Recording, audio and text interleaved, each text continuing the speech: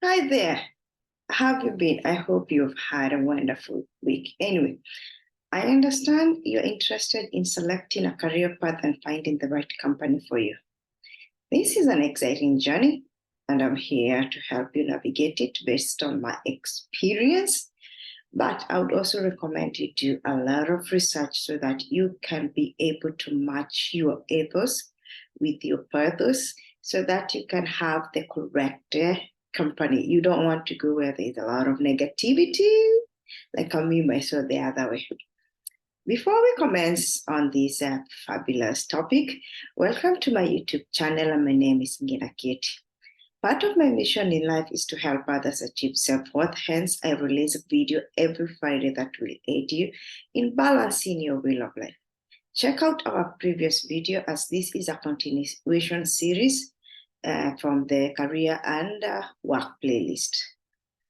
This is because the reason I'm doing this topic today is because we cannot ignore how valuable your work environment is to the success and happiness of your career. In other words, you choose the wrong environment, 8 hours, 9 hours, 12 hours might be a very miserable place. Anyway, I remember my friend telling me just because a company has a great profile, it does not mean the culture and the environment is favorable to work in. So how do we determine this? Well, let's start with some initial steps to selecting a career path and choosing the right company that I feel that you can apply so that you can be able to get that company which matches with your energy. The first thing is self-assessment. Before you choose a career path, it is important to understand yourself. What are your strengths? What are your weaknesses? What are your interests? What are your values? Taking some time to reflect on your skills, passion, and what truly motivates you can help you match with the company and environment that you want. For example, what activities make you fulfill? Consider your long-term goals and where you want to see yourself in 5, 10, and 20 years. Just because you don't see yourself in this company the next 20 years does not mean you don't have to consider that. That is crucial. The second part to this journey is research. Now that you've taken a better understanding of yourself, it is time to research the potential career path that aligns with your interest in value. Look for industries and job roles that matches skills and passion. It doesn't have to be work. It can be a hobby that you love, enjoy. Use outlined career resources, career assessment, and talk to professionals in those fields so that they can help you match out this. I remember about 3 years ago hearing this story about this banker. He was very, very successful in Singapore. He used to work and he had a lot of money and he was one of top bankers in his career. But the man was so miserable. So when he went and talked to this career counselor, turns out he liked painting. So the counselor was like, have you ever considered taking art as your passion? Turns out he did a college degree in art. But somewhere along the way, because his parents, his neighbors, his everybody, the society told him that a career in banking is more successful, he decided, let me go with thought. Anyway, like they say, it is never too late. So he quit his job, despite, yes, his family, everybody telling him, this is not the best thing to do. 2 years later, he's among the top artists from Singapore. So now you see, research, know yourself, connect it. Step number 3, you need to set clear goals. Define your short-term and long-term career goals. What do you want to achieve in career?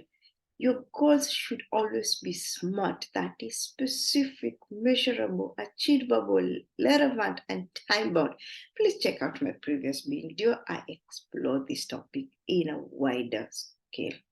Step number 4, skills and education. Determine if your chosen path requires specific skills and education. If needed, invest in training or education to acquire the necessary qualification. I always say this. I've even told somebody just about 5 minutes ago, 2015 will always be a very good year for me. Because I remember applying for this lucrative job. It was supposed to change everything about my life. I was in Dubai. Anyway, I get shortlisted. I reach that second stage of the interview, and me and another candidate are equally matched. But guess what? She had a degree. I was a university dropout.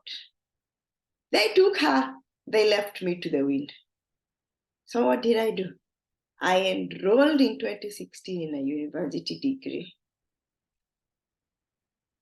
7 years later, I have 2 masters and cannot find a job because I'm overqualified. Get the idea? So sometimes you have to determine if your career path matches the required skill. Step number 5, very important, company research. Once you have a clear career path in mind, start researching companies that align with your goals and values. Look in organizations that are known for their culture, their values, and opportunities for growth. Some organizations, like I said, have a very good profile when it comes to the outside there, because they have a very good marketing team. But once you get inside, the promotion path is quite slow.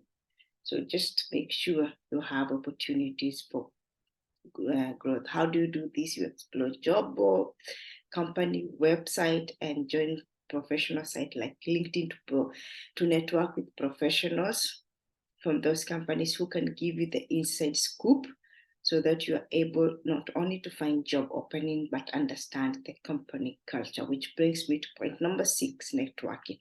Networking is quite essential in finding the right career path and company. Attend industry events, join online forums, and connect with professionals. Reach out to people who work in your desired field at your target companies for information, not only about the company, but about the interview, and most importantly, about the culture and environment.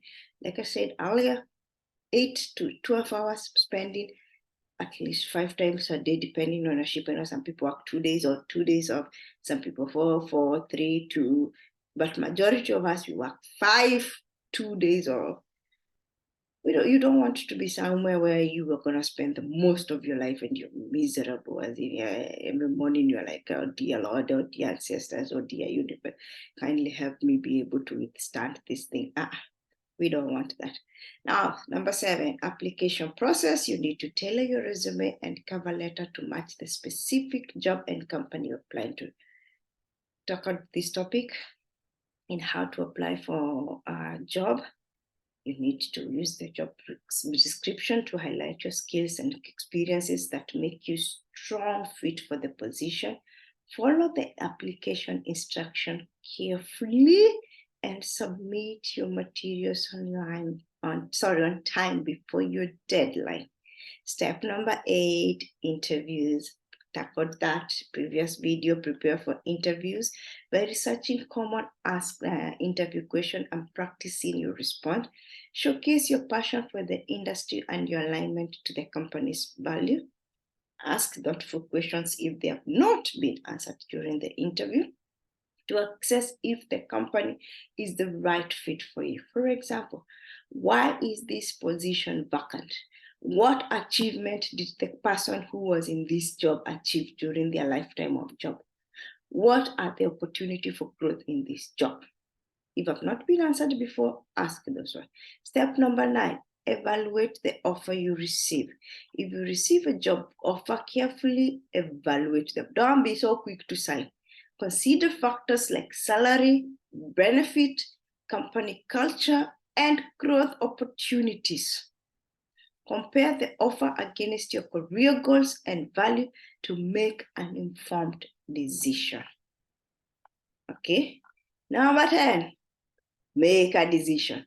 After considering all factors, make a decision that aligns your career aspiration and values. Notify your chosen company of your acceptance or decline, and express gratitude to others, whether you accept or you decline that offer. To conclude, selecting a career path and company is a significant decision, so take your time to make a choice that resonates with your true self, and aspirational. Remember that career path may evolve, and it is okay to make a change along the way as you continue to learn and grow. What worked when you are 20s might not work right when you're in your 40s, might not work when you're 50s, and it is never too late to change. But remember, some changes require skill and education. So, best of luck with your career journey. And if you have any questions, please feel free to put them in the comment. You can also provide your feedback on the topic. I look forward to having further discussion with you. Have a magnificent Friday and enjoy a fantastic next week. Bye-bye.